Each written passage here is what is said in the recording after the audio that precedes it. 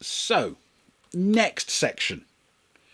The curious case of the Steves Jackson and fighting fantasy. Steve Jackson is two of the most famous names in RPG gaming. Not a first and a second name, you understand, but two completely different people, both called Steve Jackson. One of them is American, the other British, and both became rather famous in their chosen field. Obviously, Steve Jackson doesn't sound like a particularly uncommon name, but given the relatively small number of people who became notable individuals within the early days of RPGs, it's still surprising that two of them shared a name, let alone two. Steve Jackson Games, that's the American Jackson, produced a few neatly packaged little tabletop battle games, notably something called Car Wars, and went on to develop a fairly successful full-scale RPG called GURPS, which could be adapted by source books to pretty much cover any genre or setting imaginable. Steve Jackson, meanwhile, the British Jackson, had formed a partnership with another game designer called Ian Livingstone, and they began releasing the Fighting Fantasy series of choose-your-own-adventure books, essentially a text adventure in printed form. The first in that series was called The Warlock of Firetop Mountain, and it was a huge hit. They produced many, many more than 50, if I remember. If memory serves, the series wasn't actually the first to do that choose your fate concept, but it was, I think, the first to also make you create a character, build a character sheet, track their statistics, and roll dice to resolve combat.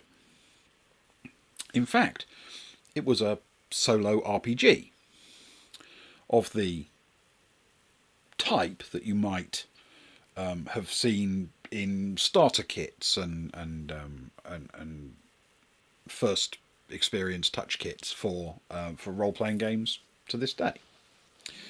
A way to teach people, new players, how the rules work, before they have to sit around a table facing that most intimidating jury of their peers.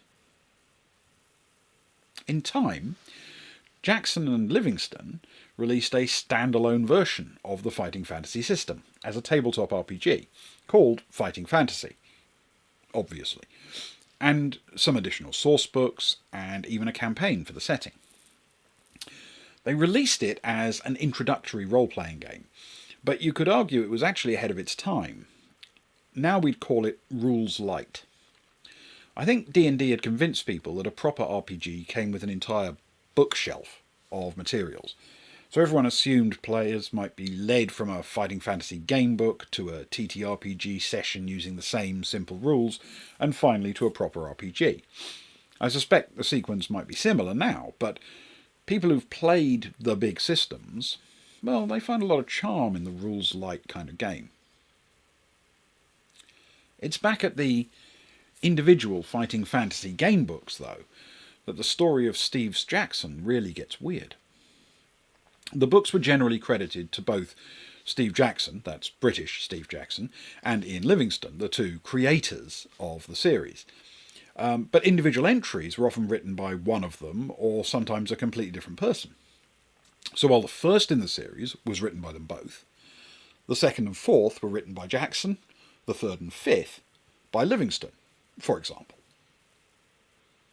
When we get to Book 8, however, entitled Scorpion Swamp, we encounter a book that is presented by Jackson and Livingstone, obviously, and written by Jackson. Only it's the American Jackson. Think about that.